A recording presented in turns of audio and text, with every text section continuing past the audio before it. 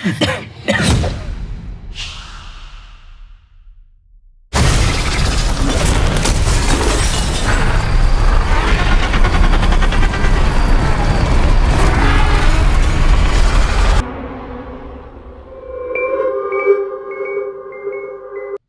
is one that I went into it kind of not sure what to expect. I'm a huge fan of the first movie. Second one was okay for a sequel, but part of me felt like, didn't you kind of already show day one in like the opening prologue of the second movie? You're just gonna do that scene, but for a whole movie. And then I found out, okay, New York City's a cool setting. It would be cool to see, how it all went down in a populated area. And I was excited to see, how to put this, the breakdown of society and chaos. I think a lot of post-apocalyptic movies kind of jump too far to where it's already the post-apocalypse. And I want to see society break down and collapse. Because I'm the Joker. Everything becomes chaos. I'm an agent of chaos. No, so I went into this just kind of expecting to get that. Expecting to get, a breakdown of society movie where by the end everything's silent and kind of picks up where, the original starts. What I didn't expect was for this movie to be just so emotional and poignant and kind of beautiful. And I should have expected it because, go back to the first movie. Yes, on the surface, it's a movie about aliens that can, they're blind, so they can only respond to sound, and, they kill you if you make a noise. That is the most surface level, synopsis of that movie. But what is the original A Quiet Place really about? It's about a family moving past from a trauma, and about a father and a daughter learning to reconnect, even in the end. And much like that, A Quiet Place Day One, on the surface, is about this alien invasion and how, New York City is a very loud place and how, chaos and terror reign everywhere. But that's not really what it's about. And I really, really like that it's not. I really, really like that it's a movie that has something to say and does so in such an effective and poignant manner that, like, you cry at the end of it, which I'll get to. So we start with Lupita Nyong'o playing Sam. She has a cat named Frodo. Get it? Frodo and Sam. Which is funny because I actually have a cat named Gandalf. So just seeing, a movie with, a cat named Frodo that, felt like he went along with my cat. So she is on, I don't really want to get into spoilers, so I'm going to keep this as spoiler-free as I can. She is on kind of like a day trip into New York City.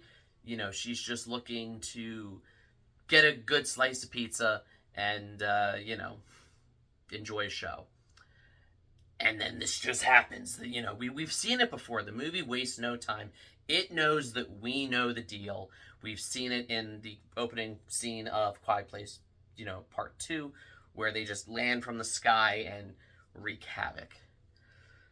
So once that happens, New York City goes into full evacuation mode. I was a little surprised and a little disappointed that, you guys didn't try to fight them at all. As soon as, they figure out that they respond to sound pretty quickly. Which is why I actually think this movie works as a standalone, because even if you haven't seen the other two movies, you figure out pretty quickly what the rules are here, that they respond to sound.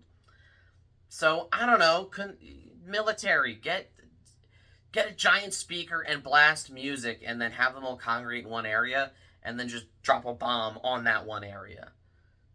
Just free advice. So anyways, all hell breaks loose, and Sam, she's looking to, everyone's trying to evacuate. She is a woman on a mission. She's on a mission to get that piece of pizza, but it's not really about the piece of pizza. It's a metaphor for something much larger. It's about her wanting to live her life, and even in the face of the end of the world, remembering that it's the little things that make life worth living.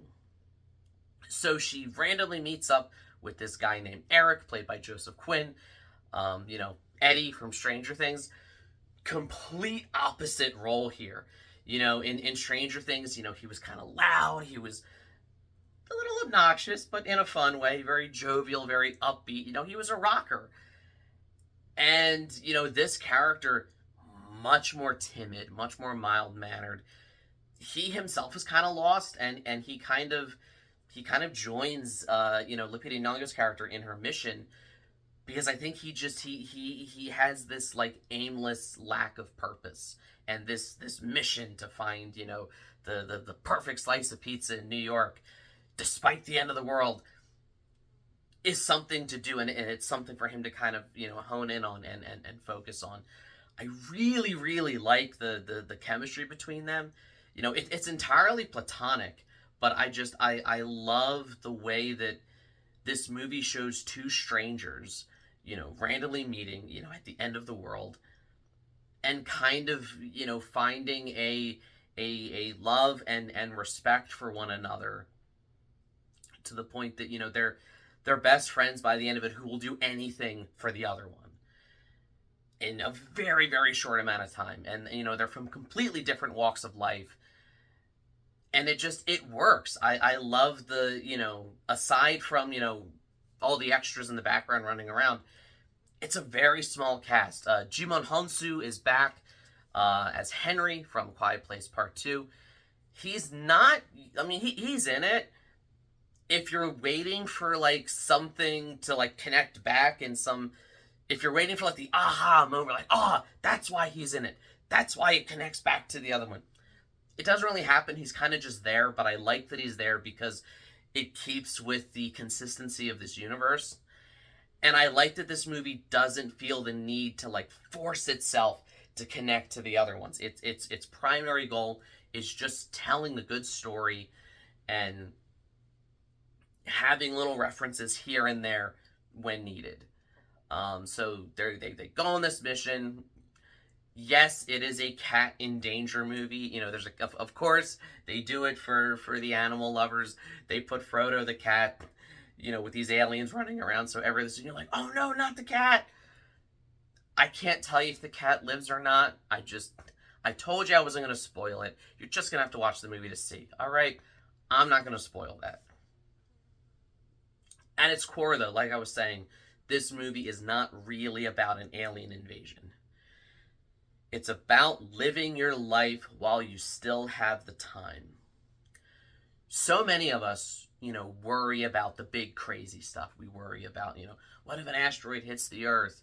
What if there's nuclear war? We worry about the strange things. What if I'm killed by a serial killer, or an act of terrorism? Like, these are all things that, I'm not saying that they don't happen, but just statistically, we are all much more likely to die of heart disease or some form of cancer. But those are like the boring, normal, everyday things, It's kind of like how you're much more likely to die as the result of a deer causing a car accident than you are being eaten by a shark at the beach. But it's the shark we all worry about. It's the shark we make horror movies about, not the deer. Except for that new Bambi, The Reckoning movie from those guys that did Winnie the Pooh, Blood and Honey. But I digress. So my point is, those are the things we think about when it's really the everyday things that get us. And watching this movie, it took me back when I was in college. That was when the whole, like, swine flu thing was happening. It was like 2009. And I remember saying to my professor, oh, is this going to be like a big pandemic? You think it's going to be the end of the world or something? And he said, well, some people will die from it, and it'll be the end of their world. People die every day, and it's the end of their world. But we don't think about that. We don't think about how we could go at any time for anything. And it shouldn't take until the end of the world, this alien invasion happening, for us to live our lives. And that's what this movie just relishes in. You have these two characters that are like, it's like they're staring Armageddon in the face and saying, you know what? I'm going to live my life. I don't care what you're doing. We're getting that pizza. You know, we're doing this. It's such a beautiful and inspiring, message that you don't expect from a sci-fi horror movie. And I can't. It might be my favorite. I'm still settling on. It's definitely better than A Quiet Place Part Two. I think I like it better than the original though. And I know, that's, sacrilege to say, with anything, but it just, it pulled off its themes beautifully. And whereas the first one, made you cry because of the ending. Again, I won't even spoil the first one because it was a very, emotional, cathartic moment. I think this one is more inspiring. I walked out of the first one like, wow, that was rough and that was kind of sad at the end. I walked out of this one feeling kind of sad at the end, but also feeling very inspired. I need to go find my slice of pizza, whatever that may be, while I still have time left on this earth. But hey, those are just my thoughts. Let me know in the comments, what did you think of A Quiet Place Day One? Did you like it? Did you think that it worked as a prequel? Did you like the monsters? They're pretty much the same. They're not reinventing the wheel with them, and I kind of like that they're not. So like, share, subscribe, all the YouTube stuff. If you don't, you may end up stuck in New York City, having to be silent in New York City of all places. And as always, every day is Halloween.